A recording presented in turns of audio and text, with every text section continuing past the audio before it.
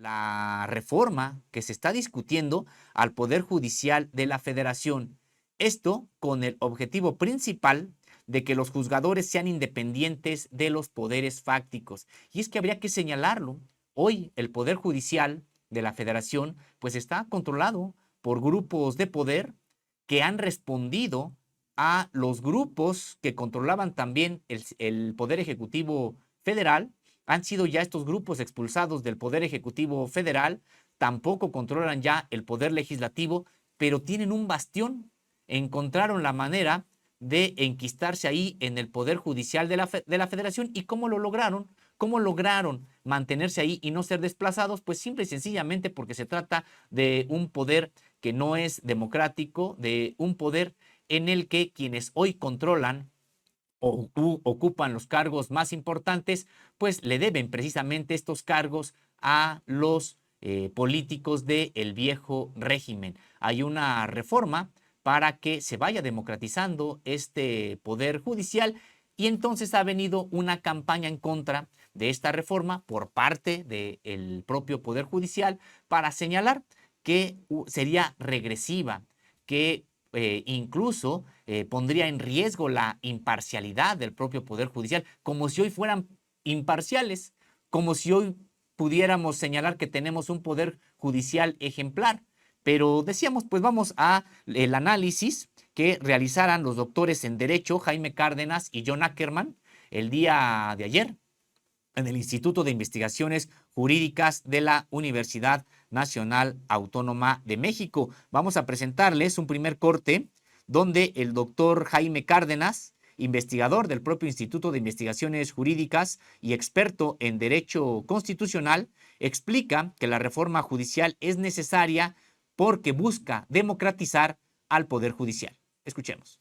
Tengo yo una posición a favor de la iniciativa de reforma judicial planteada por el presidente de la República. Tengo una postura diversa a la que se ha manifestado aquí hace un momento.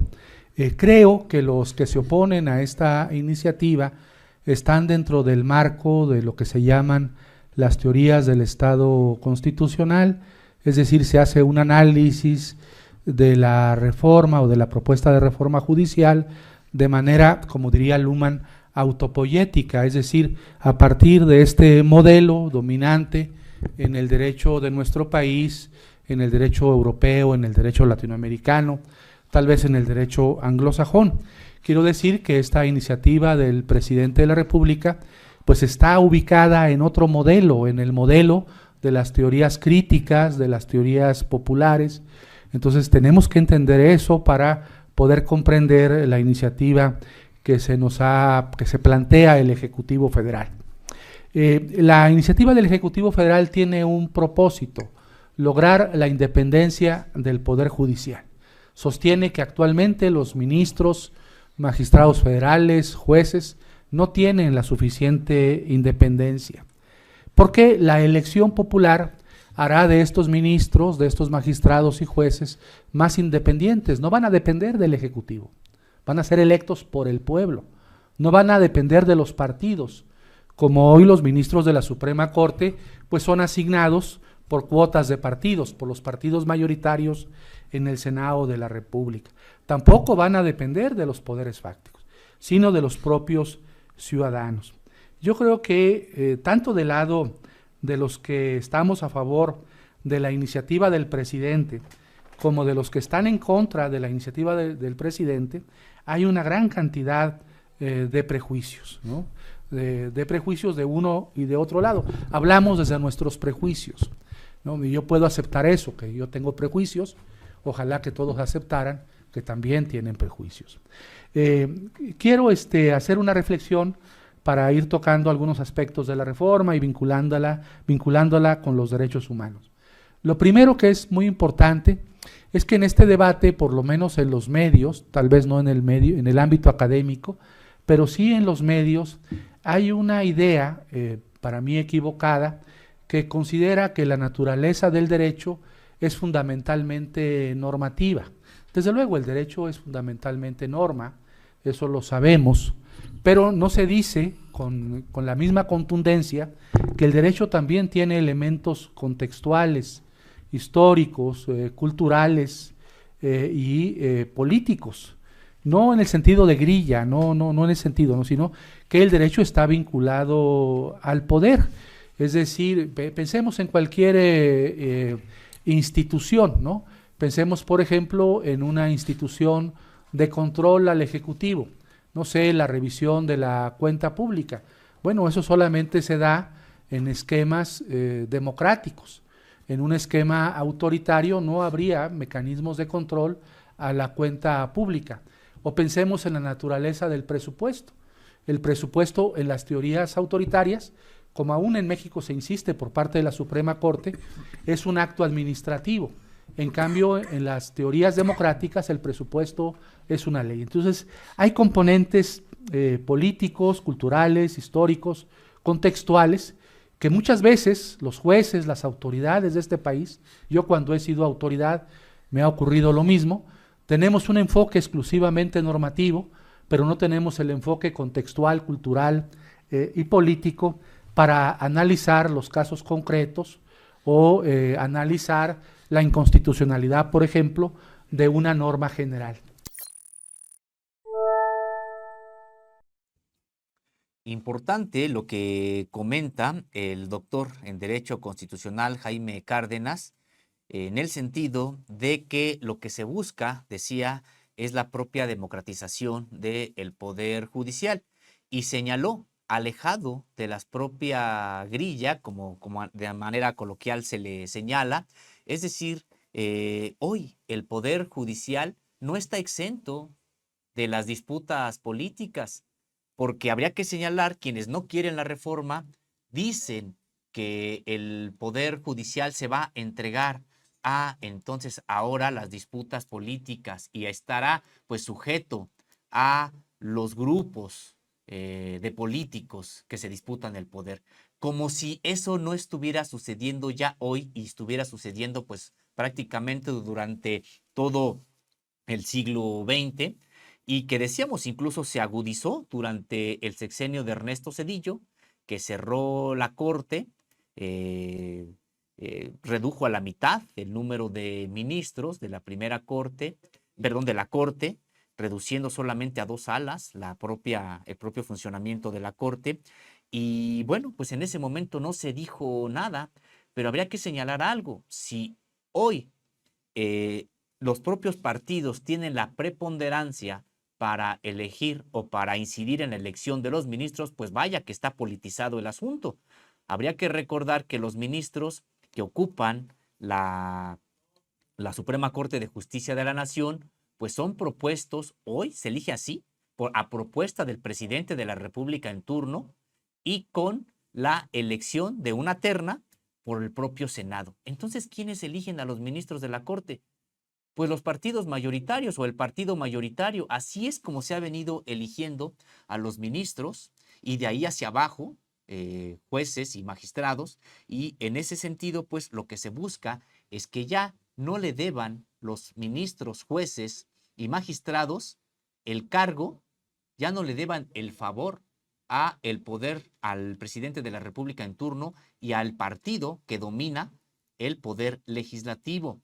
En ese sentido, pues busca la propia reforma que sea la población la que evalúe pues la honestidad y el desempeño de los propios jueces. Habrá quien diga que hay riesgos, que hay errores, pues sí, pero son, me parece, menores a los que existen actualmente, donde los partidos son los que eligen, de espaldas incluso a la sociedad, a quienes ocupan los cargos de ministro en la Suprema Corte de Justicia de la Nación. Y en este segundo corte, el doctor Jaime Cárdenas, investigador del Instituto de Investigaciones Jurídicas de la Universidad Nacional Autónoma de México y también experto en Derecho Constitucional, se refiere a la falta de legitimidad democrática de las actuales altas autoridades del Poder Judicial y de cómo pues terminan invalidando leyes porque responden a los intereses de quienes les nombraron. Además, incluso cómo esta falta de democracia en el propio Poder Judicial pues ha favorecido el nepotismo, un nepotismo pues histórico del propio poder judicial. En Contralínea en su momento documentamos cuántas familias controlan el propio poder judicial y pues precisamente la falta de rendición de cuentas, la falta de mecanismos democráticos para elegir a los altos funcionarios de este poder, pues han precisamente favorecido la existencia de este nepotismo. Escuchemos.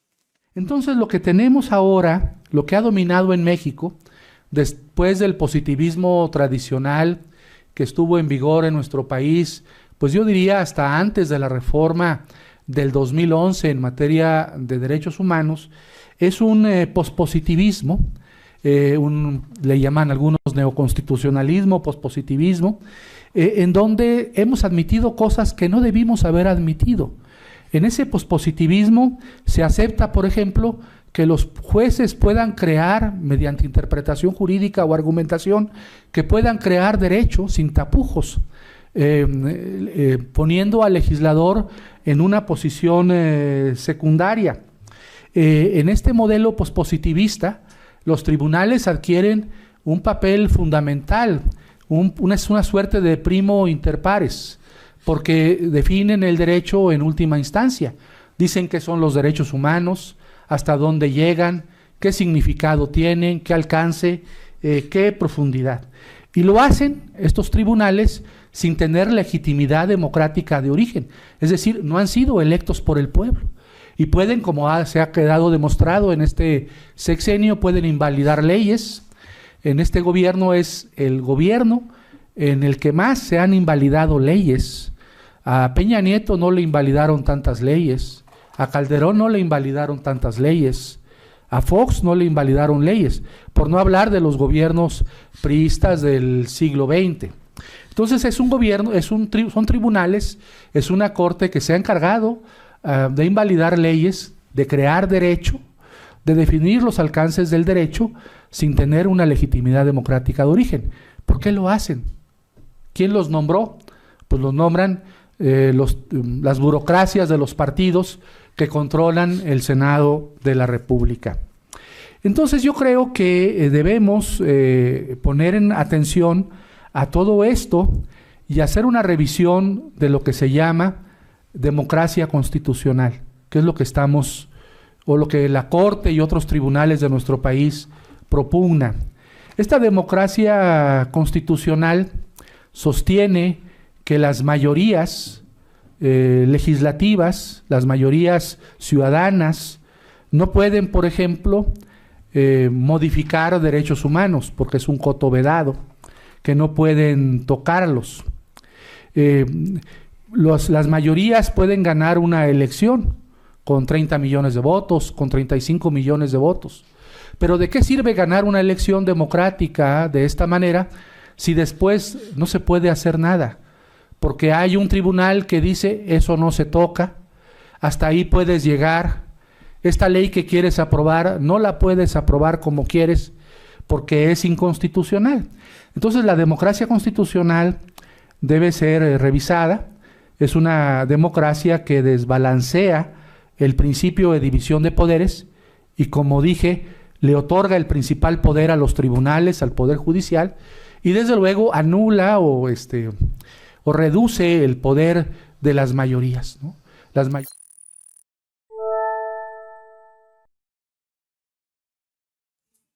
Pues ahí está explicando el doctor Jaime Cárdenas cómo el Poder Judicial termina convirtiéndose actualmente en los hechos, pues el poder de los poderes, porque incluso pues ha invalidado leyes a propósito de pues ya del nuevo gobierno en México, que llegó precisamente con el apoyo de las mayorías después de un proceso electoral, pero que en tribunales están tirando este tipo de leyes, de normativas, porque supuestamente son contrarias a la propia Constitución, algo que también ha quedado pues en entredicho, porque hemos visto a jueces y magistrados pues resolver con criterios político-ideológicos más que con el propio sentido técnico de procuración, de impartición de Justicia. Un ejemplo, me parece a mí muy claro, es el de los sueldos de los propios ministros y de altos funcionarios de organismos autónomos de este país. La Constitución se reformó para que ningún servidor público ganara más que el presidente de la República. ¿Por qué? Pues porque habría que señalar que en 2018 la propia población votó en contra de estos privilegios de los políticos, de los propios expresidentes, y la propia población pues hizo suyo este proyecto, por lo menos en lo que se señalaba del poder, de la opción de Andrés Manuel López Obrador en su momento, pues de quitar ese tipo de canonjías, de privilegios y de hacer un gobierno austero. Bien, se reforma la Constitución, se señala que nadie puede ganar por encima del presidente de la República y resulta que estos ministros interpretan, entre comillas, este artículo 127 de una manera en la que le dan la vuelta y dicen que sí pueden ganar ellos más que el presidente de la República. En ese sentido, ¿quién les dice entonces algo a los ministros si ya son la entidad superior en el Poder Judicial, ya no hay más allá de ellos y están teniendo este tipo de resoluciones, decíamos, por intereses personales o por pues criterios meramente político-ideológicos? Es a lo que se refiere precisamente Jaime Cárdenas cuando pues este Poder Judicial incluso suplanta a las propias mayorías del país. Cualquier Estado democrático. ¿Y qué establece el artículo 39 de la Constitución? Que la soberanía reside en el pueblo, que todo poder público dimana del pueblo y se instituye en su beneficio. ¿Por qué solamente el poder ejecutivo y el legislativo van a dimanar del pueblo y el poder judicial no dimana del pueblo? ¿Por qué no? ¿Por qué no depende el poder judicial también de la soberanía del pueblo, de la voluntad popular? Luego también el tema, por ejemplo, se acude mucho al ejemplo boliviano para cuestionar la reforma, pero no se habla de otros ejemplos más exitosos, ¿no? El ejemplo suizo, en donde los jueces de los cantones son electos por el pueblo. En Suiza, por ejemplo, en este momento hay un debate para que los ministros de la Corte Suprema sean sorteados, no sean electos por el pueblo, pero sean sorteados.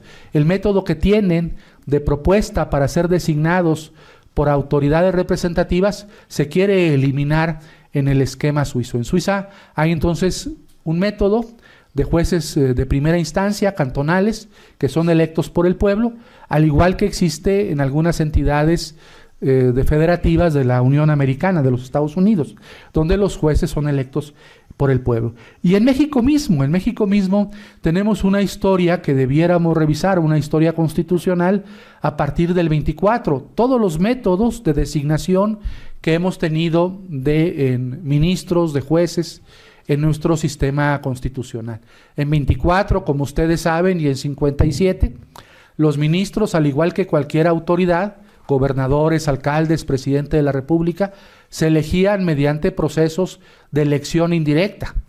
Y un documento muy importante que ojalá se analizara es el Acta de Reformas de 1847, en donde don Mariano Otero, uno de los padres del amparo, propuso la elección directa de los ministros de la Suprema Corte. Yo los invito a que lean el Acta de Reformas de 1847 para que vean que ya estaba consignada o que en alguna ocasión se consignó en la historia constitucional de México la elección directa de los ministros de la Corte. Finalmente, para terminar, quiero decir tres cosas. Lo primero es que el modelo actual, por ejemplo, a nivel de ministros, pues es un modelo que deriva de, como ustedes saben, de la reforma de 94, el modelo de las ternas al Senado y la mayoría calificada del Senado. Ese modelo se implementó en México a partir del 94 porque el PRI ya no podía nombrar a los ministros, como lo hizo desde la Revolución Mexicana, desde la Constitución del 17 al 94. Como ya no podía nombrar a los ministros, el PRI dijo, bueno, me tengo que poner con el segundo partido, de acuerdo, me tengo que poner de acuerdo con el segundo partido. Y ahí apareció jurídicamente lo que se llama en los medios el PRIAN, ¿no? Ese acuerdo PRI-PAN para nombrar a ministros y nombrar a las principales autoridades del Estado. Ese esquema ya no funciona, simplemente porque ya no hay PRIAN en el poder, ¿no? Esto hay que entenderlo. Ese sistema funcionó cuando había PRIAN en el poder, y ya no hay PRIAN en el poder. Entonces, como no hay PRIAN en el poder, necesitamos otro modelo de determinación, de designación de los ministros. Y en el caso de magistrados y jueces, muchos se llenan la boca hablando de la carrera judicial, de la profesionalización, de la especialización. Pero ustedes saben que ese esquema, los que hayan trabajado en el Poder Judicial Federal o que hayan trabajado en los poderes judiciales de los estados, se basa en dos mecanismos inaceptables: el nepotismo y los concursos cerrados. La mayor parte de los concursos que hay en el Poder Judicial para nombrar jueces y magistrados son concursos cerrados, no están abiertos a todos los ciudadanos, a todas las personas, a todos los abogados que cumplan y abogadas los requisitos.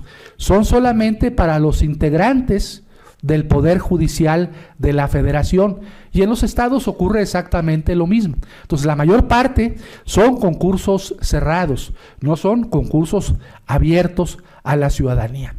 Y el otro elemento es el nepotismo. Si hay un poder con un fuerte componente nepótico, donde todos son parientes, familias, existen en el Poder Judicial Federal y en los locales, bueno, es evidentemente esa institución. Hay niveles de nepotismo altísimos, como los que estudió el consejero Borrego en la circunscripción que tiene su sede en Guadalajara, Jalisco, ¿no? Había un alto componente de nepotismo en esa circunscripción y en la mayoría de las circunscripciones de la República Mexicana, de los circuitos, ¿no? En el caso de la Ciudad de México, ni siquiera Borrego se atrevió a hacer un estudio del circuito de la Ciudad de México sobre el nivel de nepotismo que existía en este circuito. Entonces, ¿yo qué veo? Yo veo, pues desde luego, una resistencia al cambio muy grande, principalmente del Poder Judicial. Ellos defienden sus privilegios, sus salarios. No hay salarios más altos en la República Mexicana que los salarios, las prestaciones de los titulares del Poder Judicial de la Federación. Se oponen a la austeridad, van a perder esos privilegios, esa austeridad. Claramente, en el transitorio de la iniciativa de reforma judicial, pues se deroga el famoso haber de retiro para los ministros de la Suprema Corte. ¿Qué más? Pues se les ha pasado la mano en este sexenio. En este sexenio, en contra de lo que dispone la ley reglamentaria del artículo 105 de la Constitución, en materia de acciones de inconstitucionalidad y controversias constitucionales, otorgaron suspensiones. La ley es clara, expresamente en acciones de inconstitucionalidad y controversias constitucionales prohíbe la figura de la suspensión. Y sin embargo, hubo ministros en la Suprema Corte que otorgaron suspensiones. En materia de amparo, eso que se inventó el hoy magistrado Gómez Fierro, ¿no? Del que hoy se dijo que había sufrido había sido víctima de un atentado que afortunadamente se desmintió, pues eso nunca había ocurrido, suspensiones con efectos generales. Que alguien me diga antes del 2018 cuántas suspensiones en amparo con efectos generales se otorgaron. Ninguna, ¿no? Esto lo inició Gómez Fierro para beneficiar a los intereses económicos de las empresas transnacionales energéticas, principalmente en la industria eléctrica. Entonces, quiero decir que a mí la iniciativa del presidente López Obrador me parece una iniciativa muy importante. Qué bueno que va a haber foros. Estos foros van a servir en la UNAM y en otras instituciones para dar a conocer esta iniciativa, para señalar pues los puntos de vista de los que están a favor y de los que están en contra, obviamente, y también puede servir. Yo considero que esta iniciativa como algo inevitable.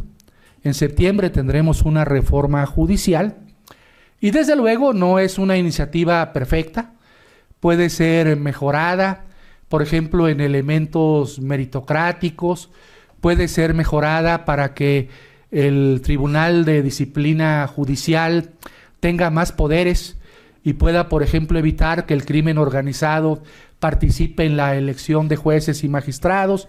En fin, se le pueden hacer algunos cambios para fortalecer la iniciativa y por eso es tan importante lo que estamos haciendo aquí en la universidad y a lo que nos ha convocado el doctor Alfredo Sánchez Castañeda, ¿no? Que ha sido una idea desde luego brillante, primero para dar a conocer que en la universidad no todos pensamos igual, que hay los que están rabiosamente en contra de la iniciativa, que la consideran como un lastre o una afectación al Estado de Derecho, y en cambio hay otros que estamos a favor de esa iniciativa y que la consideramos valiosa para el desarrollo democrático de nuestra sociedad y también pues para seguir debatiendo. La universidad tiene esa función, la de debatir, analizar, conocer, criticar, oponerse, criticar al gobierno, criticar a los poderes fácticos. Ese es el papel de la universidad y eso es lo que está haciendo muy bien el Instituto de Investigaciones Jurídicas de la UNAM y lo que hace desde luego los programas que coordinan tanto el doctor Alfredo Sánchez Castañeda como el programa que coordina el doctor John Ackerman. Pues muchas gracias por su atención. Buenas tardes.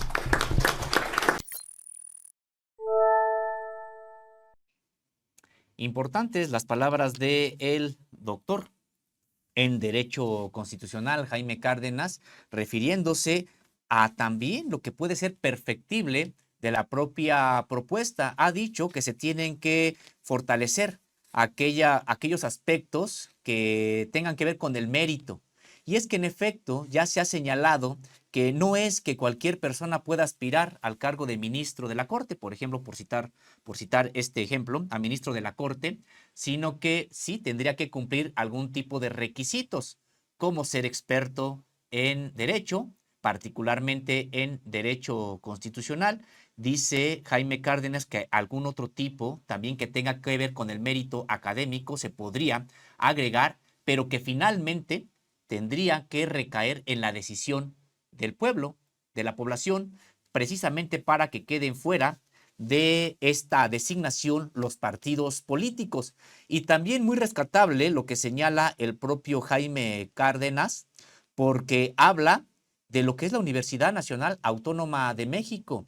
Hemos visto cómo los grandes medios corporativos prácticamente le dan solamente los micrófonos, la voz a este sector de intelectuales que están ahí en la universidad y que en efecto pues tienen sus preferencias ideológicas y políticas con el viejo régimen y prácticamente buscan silenciar o no darle los micrófonos y la voz a aquellos otros académicos, intelectuales, que también en este caso pues están por una reforma al Poder Judicial y que también desde la academia, desde la investigación de carácter científico, de las ciencias sociales, pues también están, decíamos, pues criticando la actualidad de este Poder Judicial y señalando la necesidad de que haya una reforma. La pluralidad, decíamos, en la propia Universidad Nacional Autónoma de México, pues es algo que se tiene que cuidar y que se tiene que favorecer, pues también dando a conocer estos posicionamientos de personajes, de académicos, decíamos que tienen una producción intelectual importante y que en este caso están en el Instituto de Investigaciones Jurídicas de la Universidad Nacional Autónoma de México. Y vamos a escuchar este corte del doctor John Ackerman, donde ya nos estaba hablando precisamente de esto que le estoy comentando, de cómo en los medios de comunicación solamente se reproducen de manera mayoritaria las opiniones de estos personajes que están en contra de la reforma al Poder Judicial y particularmente de los propios ministros, es decir, de los beneficiarios del estado de cosas hoy en el propio Poder Judicial. Ha dicho también John Ackerman que esto tiene pues un límite, como ya se demostró en las propias elecciones del 2 de junio pasado, y por lo tanto, aunque pues sí, estén replicando estas posiciones de estos integrantes del Poder Judicial, pues en realidad no representan pues ni lo que señala la totalidad de la población e incluso tampoco la totalidad de los propios trabajadores del Poder Judicial, porque, aclaró John Ackerman, no hay en esta reforma algo que vulnere los derechos de los propios trabajadores del Poder Judicial. Escuchemos. Lo que estamos viviendo hoy en términos de las protestas y cuestionamientos muy legítimos de esta propuesta del observador del 5 de febrero es lo que se vive típicamente en cualquier proceso de reforma profunda, ¿no? Siempre los que van a perder, ¿no?, tienen más voz, más presencia que quienes van a ganar con una reforma, porque los que van a ganar con la reforma no saben todavía, la mayoría de ellos, que van a beneficiarse de ellos. Y los que van a perder privilegios y posiciones tienen absolutamente claro, de manera muy aguda, lo que les podría pasar en esta situación. Y específicamente quienes perderían, y esto es muy importante, no son los funcionarios o el servicio profesional de carrera del Poder Judicial. El último transitorio de la reforma propuesta garantiza plenamente los derechos de los trabajadores del Poder Judicial. Donde hay una afectación es en contra de los privilegios de quienes serían los representantes políticos, entendiendo la política más ampliamente posible, del Poder Judicial, los jueces de distrito, los magistrados, los ministros de la Suprema Corte, cuyas decisiones y posición pública es política, en el sentido de que ellos comandan un poder y sus decisiones inciden en no solamente los casos específicos que resuelven, sino en la dirección de la democracia mexicana. Y tenemos que partir de en este análisis, a partir de un diagnóstico de lo que tenemos hoy, ¿no?, y a partir de una apertura al cambio. La resistencia al cambio tiene raíces muy claras en intereses concretas, pero no debe posesionarse de todas nuestras reflexiones. La situación hoy del Poder Judicial no es pues el ideal, ¿no? Todos sabemos que las tasas de impunidad que estamos viendo en el país son escalofriantes e inaceptables. Seguimos rondando alrededor de 1 o 2% de castigo de los delitos que se cometen en México.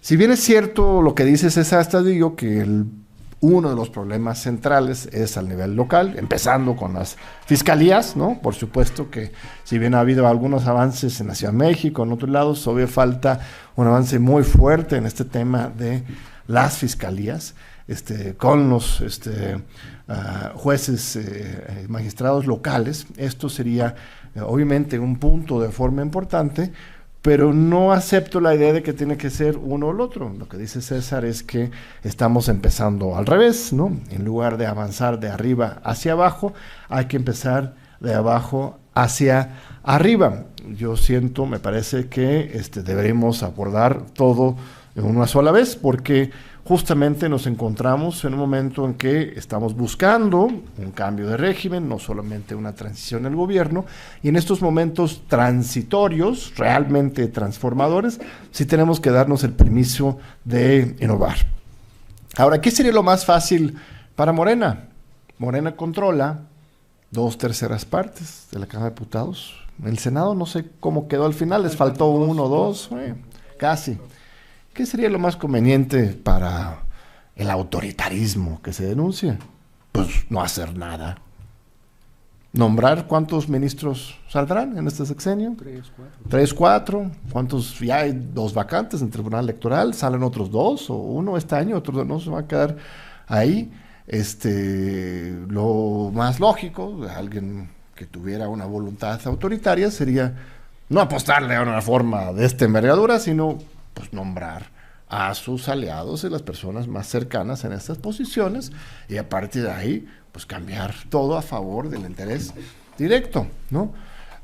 Eso sería pues, la lógica que se podría seguir a partir de esta super mayoría. Pero en lugar de tomar la ruta sencilla, la ruta pues quizás autoritaria en algunos sentidos, se están atreviendo a plantear una reforma que dejará un legado para pues generaciones, ¿no? Esta reforma no es, como bien señala Jaime, algo extraño, ¿no? Él le mencionó Suiza, Japón también en su constitución guerra incluye estos elementos, y sobre todo el tema de los Estados Unidos es fascinante, pues una jurisdicción que conozco un poquito, y estaba investigando y encontramos algunos datos, nada más quería actualizarme. Y si vas esta es una página en particular que es como un barómetro que se llama Ballotpedia, encontramos que en los Estados Unidos solamente 7 de los 50 estados de la República no realizan elecciones. En a ver, sí, espera un momentito, ahí está. En muchos estados, a ver, son 1, 2, 3, 4, 5, 6, 7, 8 estados, se realizan elecciones partidistas para la Suprema Corte. Alabama, Illinois, Luisiana, Nuevo México, Carolina del Norte, Pensilvania y Texas. O sea, abiertamente los partidos políticos postulan a candidatos, o sea, es una elección partidista para competir como si fuera una posición como diputado, o presidente de la República, o gobernador. Pues vamos, hay 2 partidos que se organizan y lanzan candidatos para estos cargos, ¿no? En otros, unos 15 elecciones, son en donde hay una prohibición de los partidos políticos. En estados muy importantes como Washington, como Oregon, Minnesota, Mississippi, todos estos estados, son los 15 aquí, que realizan elecciones en que se excluyen a los partidos políticos. Hay elecciones también para fiscales generales. Son de las más competidas, emocionantes luego, o sea, esas elecciones para ver quién va a ser algunas personalidades fiscales en los Estados Unidos justamente que surgen de estas elecciones. Por supuesto que hay riesgos, desde luego. Importantes estos datos porque dejan ver que poner a decisión de electores los cargos de ministros, jueces y magistrados, pues no es nada excéntrico. Debería ser incluso lo normal. Y decíamos, pues se hace en Estados Unidos. Interesante la aportación del doctor John Ackerman, donde señala que incluso en algunos estados la elección es a partir de los propios partidos políticos, algo que en México no se está planteando. No es que Morena postule a determinados jueces o a determinadas personas para el cargo de juez, magistrado o ministro, ni que el PAN y el PRI hagan lo propio, no. Aquí se trata de poner precisamente a personas que no militen en ninguno de estos partidos, solamente con que cumplan con algunos requisitos de carácter, pues incluso académico, expertos en el derecho constitucional, para que sean votados por la población. Pero decíamos, incluso en Estados Unidos hay estados de esta llamada Unión Americana que someten a los cargos de jueces y magistrados desde los propios partidos políticos. Entonces no es ninguna idea excéntrica como buscan hacer creer quienes están en contra de la propia reforma al Poder Judicial. Ya Jaime Cárdenas se refería a lo que ocurre, por ejemplo, en Suiza, para no hablar de otros países de América Latina. En ese sentido, pues no es una idea, decíamos, excéntrica, o que incluso no hubiera tenido ya historia en nuestro propio país. Han señalado cómo se contempló en algún momento del periodo independiente ya de esta nación, pues la propia elección de integrantes del Poder Judicial. Y con